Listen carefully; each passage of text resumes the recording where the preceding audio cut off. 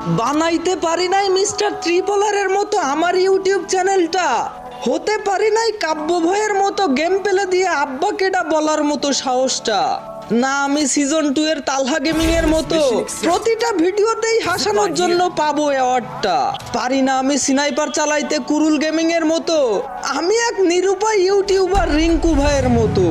শত হাজার চেষ্টা করেও পাচ্ছি না সফলতার দেখা, কবে যে স্বপ্নগুলা পূরণ হবে কেউ কি বলতে পারবা?